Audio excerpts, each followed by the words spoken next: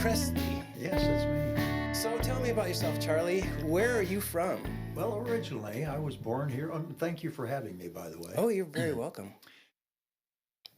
I was born right here in Johnson City, Tennessee, way, way a long time ago, but was not raised here. My father was Army, U.S. Army. Okay. So we came back here long enough, I think, for me to be born. And then right after that, we left and we went to Germany. And we lived in Germany for 5 years. I was quite young back then. I lived in Germany for 5 years. We left Germany and we came back to the United States, and we were stationed, the best I can remember, is Fort Monmouth, New Jersey. And we stayed there till about 1956, and Wow. then we went to France. Well, how old are you, Charlie? I am 76 years old.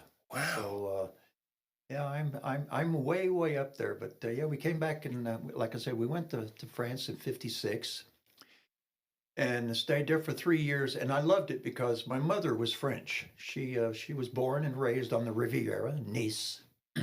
So I had the unfortunate pleasure to having to spend my summers on the Riviera.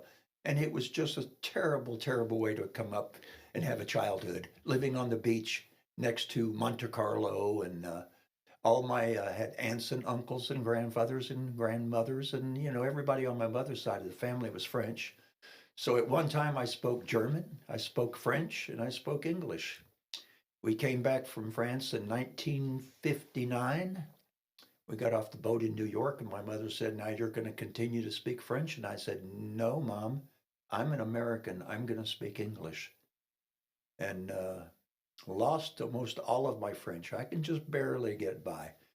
But we were stationed at Fort Knox, Kentucky, starting in 1959, and that's where I went to, junior high, and graduated from Fort Knox High School in 1966. Went to the University of Kentucky for a couple of semesters, and then from there, I said, this is not what I want to do. So I joined the Army. And the day I went into the Army, I was living on post at Fort Knox. And my dad was a sergeant over at the reception center. So they loaded us up, and we went to the reception center. They loaded us up on a bus, took us all the way to Louisville, Kentucky, which was about 35 miles away, to swear us in just to bring us back to Fort Knox, Kentucky. And I knew right then and there was a problem with the military. Yeah, no kidding. That I had to go 70 miles to say I do. Right. And then it came back, and while I was in basic training, my father retired. So Okay. I went to his retirement ceremony, got out of basic training, went to AIT, volunteered for Vietnam, spent 1 year in... So you volunteered to Yes, go to... I sure did, which angered my father to no end because I was a sole surviving son, and I didn't have to go. But I told my dad, I said, if I'm going to be in the Army, I'm no better than anybody else, and I'm volunteering to go, which I did. And how old were you when you volunteered? I believe that was 1968, so I would have been 20. I can't remember if I was 20 or if I'd hit 21 yet. Well, I would have been 4 years old then, so... One or the other.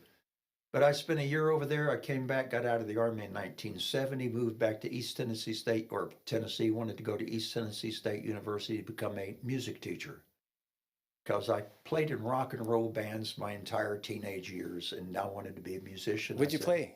I played guitar, was lead singer and guitar player. Do you have any recordings of that? Not anymore. Those have been lost through time, but I used to have a lot of old reel-to-reel tapes of us, and I wish I still had them, but who knows where they are. Was it a band? Yes, it was a band. We even did a Dick Clark show one time. Really? Yeah, we were a good band. We were the first band ever formed for military kids on Fort Knox. So was it a military type band or? No, it was all military dependents except for our drummer. Our Okay. drummer was a civilian. We were all high school kids, except I think our drummer was still in high school back then. It's been a long time ago. But yeah, we traveled around Kentucky playing music. What type of music? We played Just rock? mostly. We grew up in the Motown era, and we did a lot of Motown music. Then, of course, the Beatles came along, and Paul Revere and the Raiders came Yeah. along, and the Rolling Stones, Hmm. and we did some of their music. But if I had to pick a genre that we did more than anything, it was soul music, which was kind of interesting. I was one of the guitar players and a lead singer, Okay. and we had another lead singer who happened to be black. All right. What's interesting about that is a lot of the black music we did, I sang. A lot of the white music we did, he sang. So Sorry, Charlie. I'm just trying to wrap my head around that you were the lead singer in a rock band singing soul music. yes, My brain's going to need a nap after this, I'm sure. we did some Beatles music also. Okay. All right. But mostly when we first started, we were mostly doing soul music. What was We the name did, of your band? Which time? Uh, we had several names, and that's a long story. I don't know if we want to get into, but originally we needed a name and we couldn't figure out what to call ourselves, so we went to the dictionary. The first noun in the dictionary is aardvark. So we called ourselves the Aardvarks. That was one of our names. Then we had an issue where we were forced to change our name. Our bass player's name was Tom Verser. Tom Verser. Tom Verser was our bass player. So Okay. we needed a new name. So we're all sitting around trying to think of names. And I said, Tom Verser, TV, TV. What goes with a TV? Channels go with a TV. TVs have channels. So I said, let's do TV and the channels. And for several years, we were known as TV in the channels. So we had two different names. The name change is an interesting story in itself, but I don't know if we should want to talk about that. But it came to the point, now you have to remember back then we had the draft. Right. Everybody's number was coming up pretty quick. So it happened all at once. We all decided, well, I said myself, the other guitar player, the drummer, and our bass player all decided that we might as well go ahead and beat them, and we all enlisted. Really? Uh, four of us enlisted for the Air Force, and for a reason to this day I'm not really sure of, they didn't take me. Huh. And so I turned right around and I enlisted in the Army. And I remember, I'll never forget the day I went to the enlistment center to enlist. My mother took me. And we were listening to Neil Diamond music on the way, by the way. I like Neil Diamond. He was singing Sweet Caroline. And Oh, sorry about that. I was going to remind you to turn your phone off, but I forgot to turn mine off. So, well, mine's out in the car. well, there you go. So anyway, good when we got guest. to the reception or the recruitment center, I told the lady, I said, my name's Charlie Presley here. I want to enlist in the Army. And she said, well, I'm glad you're here. And I said, well, good. I'm glad I'm here too. She said, your draft notice was going out tomorrow. I No said, well, yeah. kidding. I said, well, I've beat you to it. So I enlisted and I became an avionics tech. I wanted to become a helicopter pilot. That's what I wanted to do. All right. So I went to boot camp, and while I was in boot camp, I took the test to become a helicopter pilot. I wanted to fly a gunship, and did very well on all the tests until I got to the eye test, and I failed the eye test. And back then, you had to have 20/20 uncorrected vision to fly. I would have failed, as you can tell. Yep, and that killed me. But anyway, I did end up over in Vietnam. Working on helicopters. I got to do a lot of flying, flew Okay. door gunner while I was there. But I got to fly on the UH-1H, the Huey. Everybody knows what a Huey is. I flew front seat Cobras, the Cobra gunship. All right. Flew left seat in what they call the Loach. It's an OH-6. It's an observation helicopter, which our job was to draw fire, and then the Cobra would circle above us at 2,500 feet. And when we would draw the fire from the ground, the Cobra would roll in and do its thing. So I spent a year over there, got out in August of 1970, came back to Tennessee again so I could go as an in-state student, re-enrolled to become a music teacher again. They told me I was going to have to learn to play the piano, and I said, I'm a guitar player, not a piano player. So I took, back then ETSU was on a quarter system. So I took piano for a quarter and I decided, I'm not really too good at this. So again, dropped out of college for the second time and moved to Winston-Salem, North Carolina, and stayed there for about a year. And I said, you know what? I don't have a clue what I want to do with my life. I said, I'm going back into service because they'll give me something to eat and someplace to sleep. Really? So you re-enlisted? So I re-enlisted, but this time I went into the Air Force because I found out in Vietnam that the Air Force lives a lot better than the Army. What do you mean by that? Well, in the Army, you're pounding around through the rice paddies. You're eating off of with plastic knives and plastic forks, and you're eating or K rations. We didn't have MREs back then. And it was the life of a grunt. Even though I wasn't a grunt, we lived like grunts. We lived in hooches that were basically a tent with wooden floors on Army cots. While I was in Vietnam, I went over to Tan Son Nhut, which was the Air Force base one day. We went over there to go to the post exchange. And they had ran into some Air Force gentlemen, and they said, why don't you come over to the chow hall and eat with us? And we said, okay. We went over there, and they had real plates. They had knives made out of metal and forks made out of metal. And I said, this is like being home. And they had real food. Real food. Most of our food, a lot of it was confiscated that we took from the VC or the NVA. That we took from them, and we ate a lot of rice. I imagine. So when I went into the service, I said, I'm going in the Air Force. That's a good gig. I can be well taken care of. So I did. I joined the Air Force in 1972, got to go to Alaska for 3 years up in Fairbanks, Eielson Air Force Base.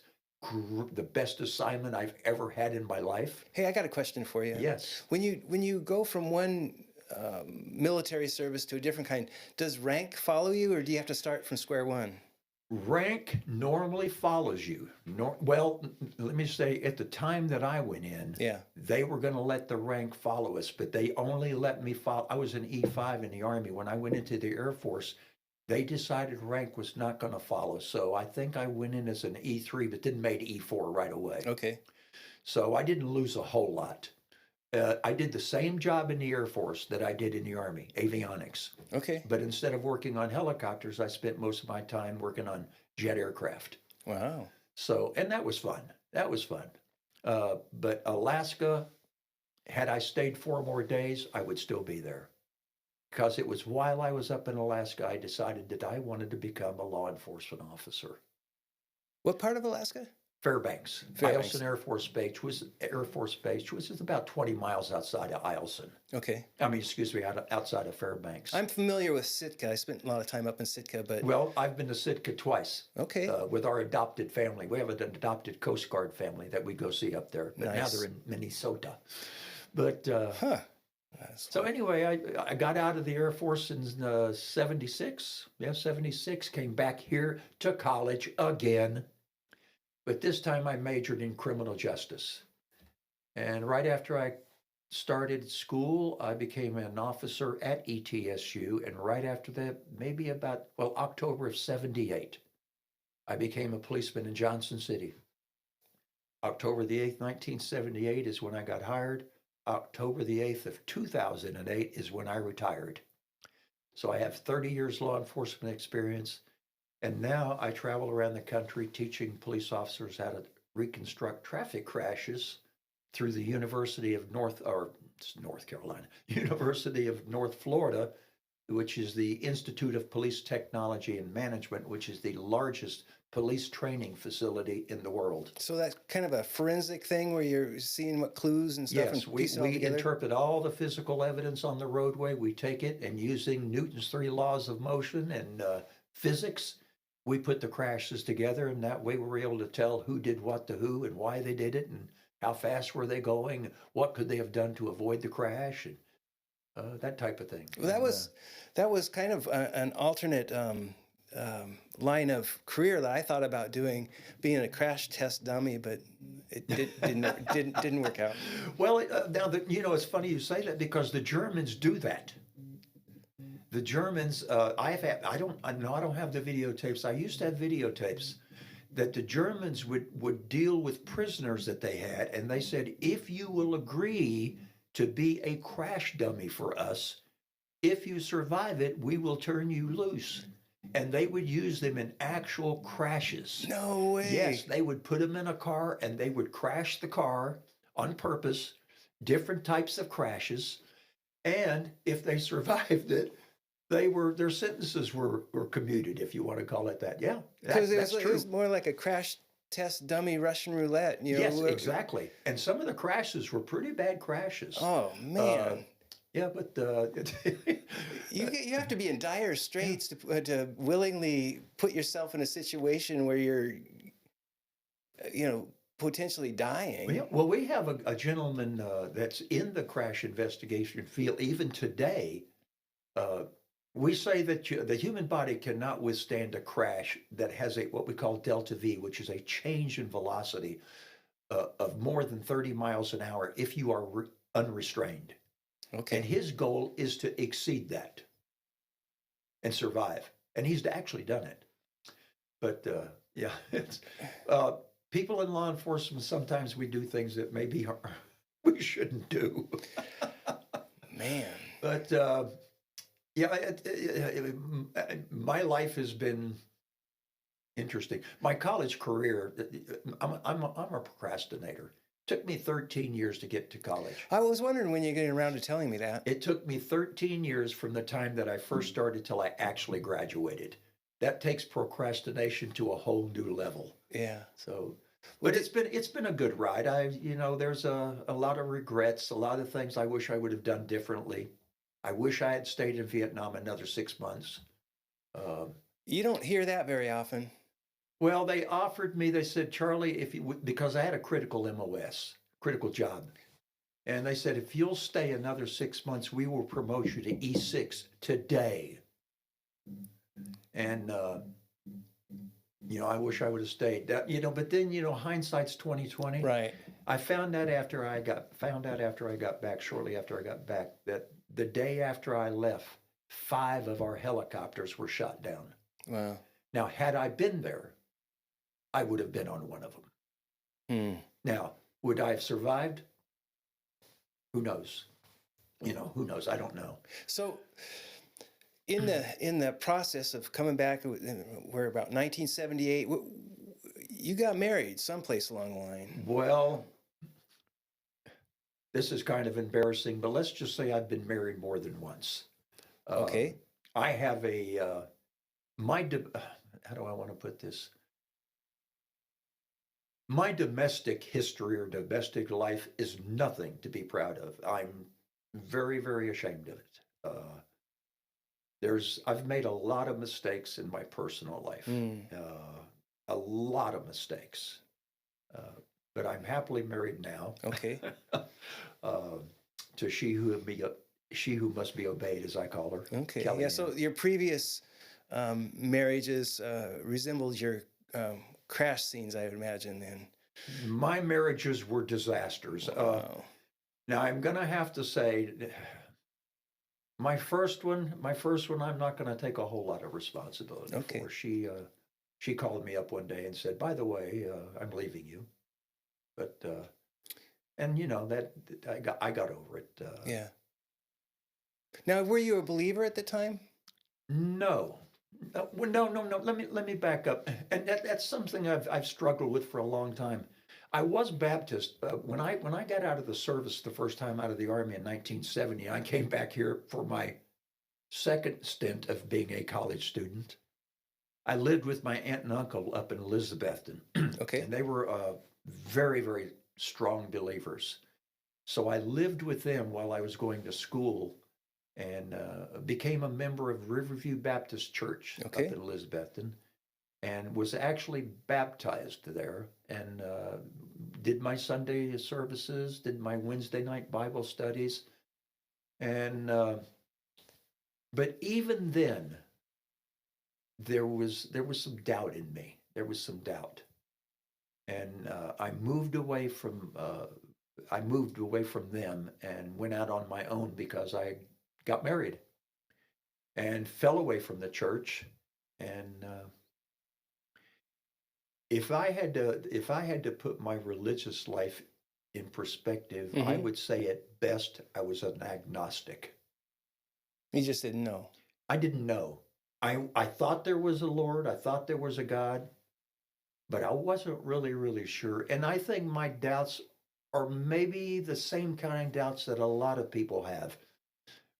My father died at the age of 53 of cancer. Okay. Around Christmas time. And I look at that and I'm going, at 53, my dad was a good man. Did he have problems? Oh, yeah, he had problems. He and my mother, both of them stubborn and hard-headed. I wonder where I got it from. They got divorced. All right. They didn't want to, but they did, because one of them said, I'm going to do it. And the other said, well, if you're going to do it, I'm going to do it. They got divorced. And then they turned around and got married again to each other. I went to the wedding ceremony. But, and I looked at 53 years old, and he dies of cancer. And then in my life as a police officer, when I see good people dying, good God-fearing people dying, young children dying, and then I deal with the people that I deal with downtown. Right. We have a gentleman downtown, I'm sure he's passed on now, that has been run over by a train 3 times. Whoa. And he's still alive. Now, that you just set up the conversation for something that's to be run over by a train once, okay, twice. What's going on? 3 times. It's like he is something he wants to do. Is it a hobby? He's a drunk who we, on occasion, we put in jail on more than, we would put him in jail sometimes 2 and 3 times a day. Okay. But let's see, one time he lost a leg, one time he lost an arm, and I forgot what it was the last time. But I mean, we take people like that they lay out in the bushes, on drugs and on alcohol, and you can't kill them. They won't die. They live to be forever. And stuff like that plays in your mind, and you're thinking, Lord, if you're up there, what's up with this? So I was an agnostic at best. Yeah. And then here, my wife started coming, but I've always thought in the back of my mind, it's got to be there. He's got to be there. He has to be. Yeah. When I look at the things I look around, and when I say I'm looking around, I look at the mountains and I look at the sky and I see the beauty that is this earth and I see the stars. That cannot have happened by accident. Yeah. Somebody did that. Yeah, what's interesting when you reference that these ones that are strung out and out of their mind and drunk or whatever, they just don't seem to die. This guy getting hit by a train 3 times. It reminded me of a passage in Revelation where during the plagues and the Great Tribulation, there's a period of, I think it's 6 months. It could be 3, but I'm pretty sure it's 6 months that people sought to die, but they were unable to. Mm-hmm. So there's going to be a lot of, I call them kind of walking zombies that are trying to die, but the Lord's not going to allow that. And they're rebelling against God. So it may be that it takes a lot to get an agnostic, an atheist to turn their mind around. If they can't even die, maybe that's has something to do with it. I don't know. I know I've never been an atheist. That I do know. I know I've never been a non-believer. I've just been an agnostic where, I'm not really sure. But my wife has been coming to Cowboy for a while. Not a great long while. Okay. She was going to a Calvary church here in town. And I went with her once or twice, and it was like, it just didn't do anything for me. Was it the preaching? You can tell me. No, nobody's going to hear this. No. Was it the preaching? I don't care who. Was it the cowboy hats? I say, I don't care who. Nobody wore a cowboy hat. It was a vest. It's probably the vest on the pastor. It was someplace over here in Greenville. I don't remember.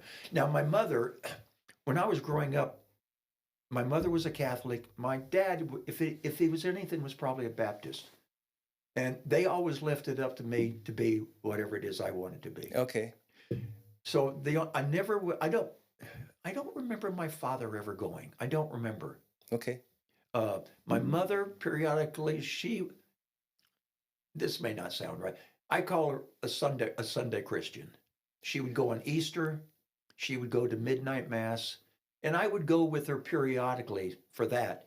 And I decided I didn't want to be a Catholic because they stand up and kneel and they stand up and then kneel, then they sit down, then they stand up, and I got too tired. Yeah. I said, no, this is, and it just, it's nothing against the Catholic religion. Please don't take me wrong, but it just didn't hit my heart.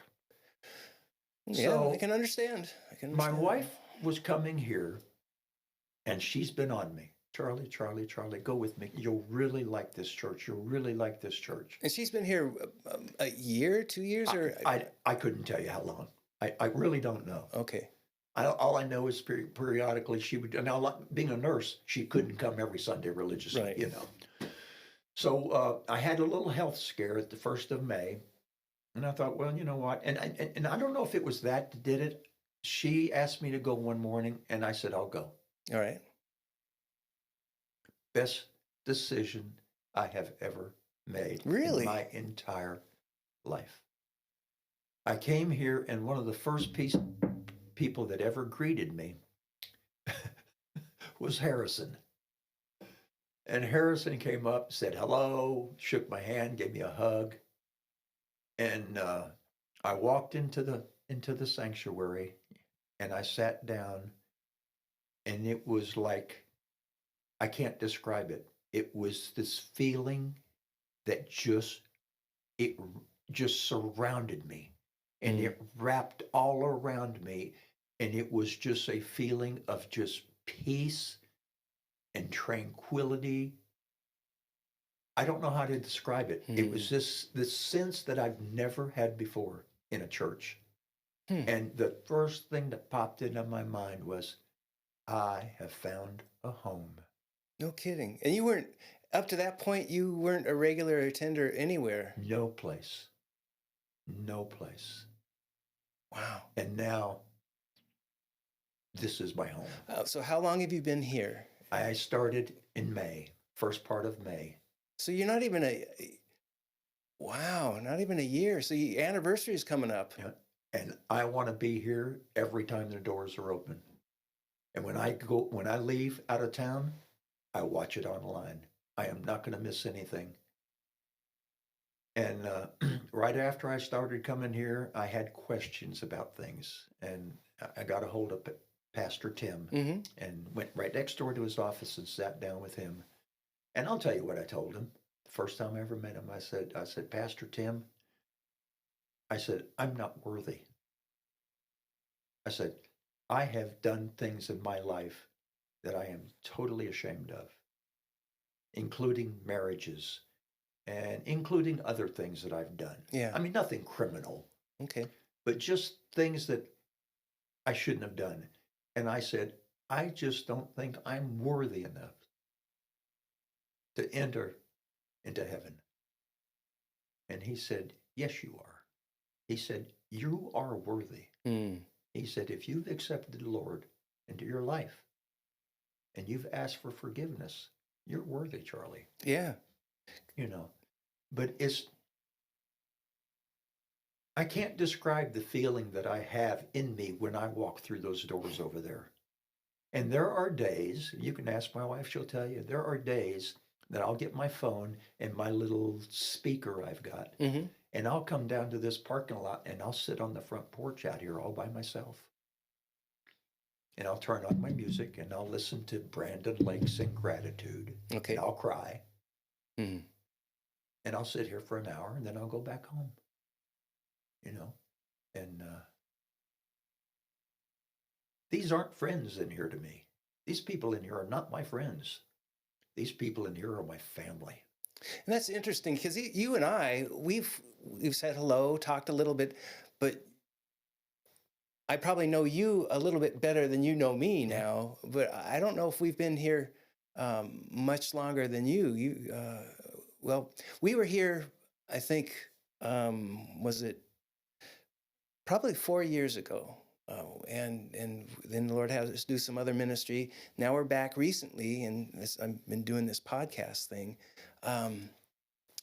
But I've been observing. In fact, I'm asking different people if they want to come in and share their testimony, because there's a lot of weight to a testimony of someone who has spent their whole life running in a different direction, and then when the Lord gets a hold of them, that's a brand new start. Amen. And that speaks to a lot of people.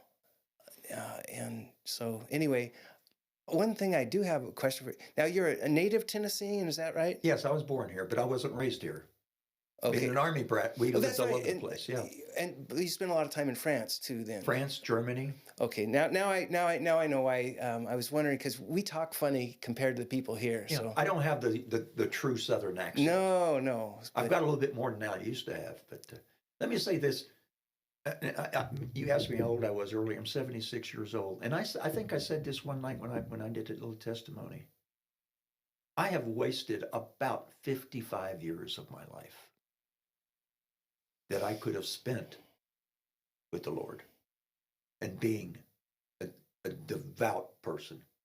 And it bothers me that all the peace that I have now, all the happiness and the joy that I have now, I could have had for all those years. Well, I wouldn't get too worked up about that, because when you're living for yourself and you're just not living for the Lord, what you're doing is it's manure. That's all it's worth. It's just manure.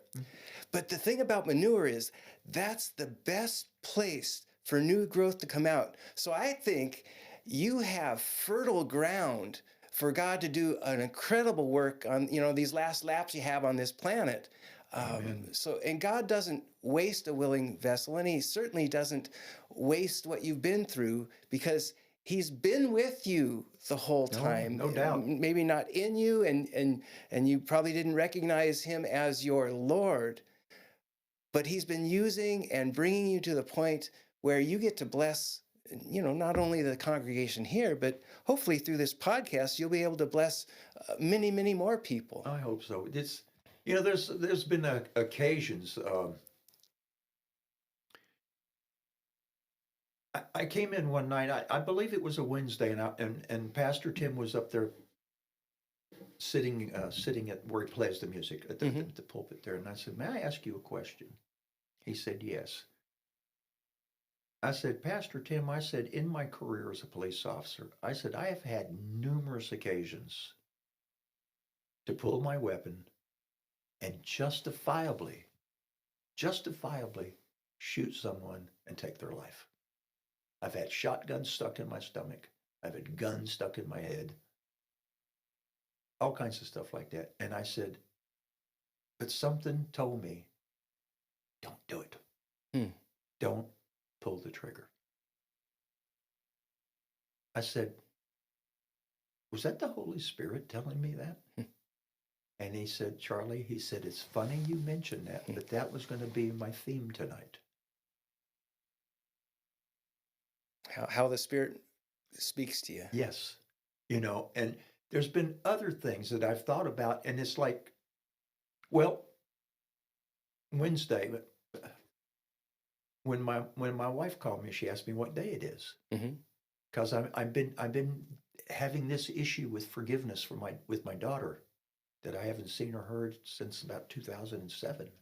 Right. And I've been fighting this issue this forgiveness has been real difficult. In fact, when I was with Pastor Tim when I first saw you, we talked about it a little bit. And she calls me Monday. She said, "Do you know what day it is?" I said, "Yeah, that's Monday." That's your wife calling you. Yeah, my wife called me. I was at the distribution center. She said, "No, what day is it?" I said, "I think it's the 12th." She said, "No, honey, what day is it?" I looked at my watch. I said, "It's the 13th." She said, "What day is it?" I said, "Oh, that's Brittany's birthday." And that's your daughter. That's my daughter. My daughter's Brittany. She was born January 13th, 1990. The Lord was telling me today's the day to reach out and call her. Wow. And I did. That was a very interesting conversation. But, you know, anyway, this is my home. This is my home. If I'm not at home, if I'm not here, I'm at the distribution center anymore. Well, that's the other thing I wanted to bring up. That's you're kind of got your finger on the pulse of the distribution center. You're right involved in the beehive of activity, and why don't you share a little bit about what's going on over there for those who may not be familiar with that? Well, when we had the big flood of 2024, we were an island on this side of the river. Everybody on the south side of the Nolichucky, there was no place for us to go. Right. Because the bridges all were washed out. Bridges were gone. Well, there were people that were coming through this area from out of state. In some way, somehow, and to this day, I'm not sure how it happened, they ended up here in our parking lot. So we started trying to, now I wasn't intimately involved for the first day or two. All of a sudden, people started showing up with stuff here. Right. And I think it was the second or third day that we had helicopters in our parking lot. I came here and helped load them up. We had 4 helicopters at a time. Then we had semi-tractor trailer trucks showing up here, and all of these buildings that are right here are classrooms. One of them was kid stuff, one of them was food, one of them was clothes. And the next thing we knew, we outgrew this place within a matter of a week. Right. And we moved to the distribution. One of the parishioners owns the distribution center we're in. Which is an old roller skating rink. It's an old skating rink, which used to be our church. Oh, so that's right. The church met there before here. The church met, before the roller rink, they met in this little white building that's right down the street. Yeah. And before that, they were basically in a barn. So I wish I would have been around then. But anyway, I started, the other thing that got me really here is Kelly. Kelly Moore. Kelly Moore is my mentor. Kelly Moore has been, I can't express how much help Kelly Moore has been to me in my spiritual life. Between him and Pastor Tim, Kelly has taken me under his wing. He and I, our personalities are mirror images of each other. And we are constantly now together. So he is like, pastor's wife is in charge of the distribution center. And then Kelly is like second in charge. Okay.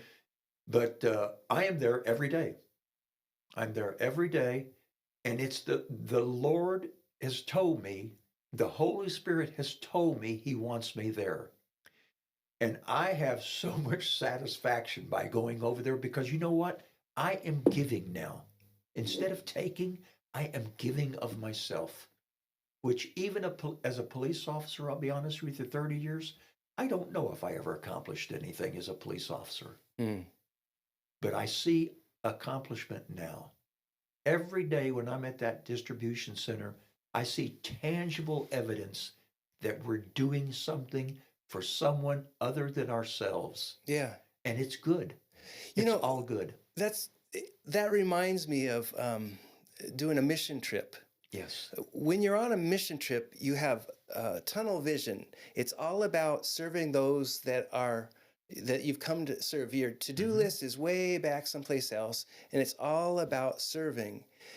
And there's a unique feeling, and I'm not quite sure what the word to describe it, but there's this unique place of knowing that you're exactly where you're supposed to be. And you rarely get that, over a lifetime, you get a hit and miss, but to be in a season where you know this is where I'm supposed to be. Exactly. That's a rare jewel. And oftentimes you're left breathless going, this feeling, it's wonderful, but it's exhilarating. Yeah, it's so unique too. It's exhilarating. I'm 76 years old and I'm over there doing stuff probably people half my age wouldn't want to do. And I'm loving every minute of it and delivering things. You know, not only are we working in the distribution center, we're loading up these trailers and hauling them off. In fact, I was going to make a trip today, but I'm with you. But later on this afternoon, I'll probably be making a trip. But we've been all over North Carolina, and to see the conditions, you know, and to know, hey, our church body is doing a really good job. And you'd have to be over there, especially not so much now because actually it's starting to slow down just a little bit. Well, up until today, it's been slowing down. But previously, we have tractor trailer trucks coming in from all over the country. Yeah. Yeah. Ohio, the Northeast, Minnesota, Iowa. We have most of our volunteers are not from our church body. Most of the volunteers are from other places. We have one over there today, Michigan. We had 4 women come in for 2 weeks from Canada. And I always ask these people, how did you hear about us? Right. We're just a little teeny weeny church in the middle of Greenville, Tennessee. Yeah. But the Lord has put the word out. Hey, I've got a church body that needs help, that wants to help, that wants to work. And it's just amazing, the outpouring. That warehouse, we have probably filled it up and emptied it 4 or 5 times. And it's just, like Pastor Tim says, isn't that good? Oh, that's good. Isn't it good? It's good stuff. It's all good. Yeah, yeah. Yeah, it's all good. It's just a blessing. And every day I wake up going, what can I do today? What can I do today? And I can't remember any point in my life where I have been this happy, this contented, and have had such a feeling of satisfaction. Wow. Well, I appreciate you sharing some of your testimony. I know if you're 76, you've got a lot of energy and articulation and memory for that. I'm very impressed of what you can remember and recall. But thank you for sharing that. I'd be curious to see what's next around the corner as the distribution ministry winds down and is in transition to something else. Let me just remind you that God won't waste a willing vessel, and you've been poured into and poured out on others, poured out on others, and even in the next season, it'll just be very interesting. Maybe you want to do like work in the nursery here or something. I'll do whatever the good Lord tells me to do. Well, I do the math tutoring, and I'm the lunch monitor during co-op, you know, but it has been a real pleasure to be here and to speak with you. And I'm always here for anybody out there. If you want somebody to talk to, if you want somebody that'll testify for you or testify to you, if I can help bring you to the Lord, hey, come see me, because if I can make it, everybody can make it. Everybody. Just ask the Lord for forgiveness. Tell him that you're ready to accept him. And he will come into your life, and you will be so happy. So happy. Amen. Amen. Thank you very much. You bet. All right. Well, thanks for watching. If you guys want to subscribe, you can go ahead and do that, and leave comments, because we like to read what people are thinking. And if you have suggestions on who you might want to have an interview with here, that would be helpful too. So thank you again for watching Crossing Cowboy. We'll see you next time.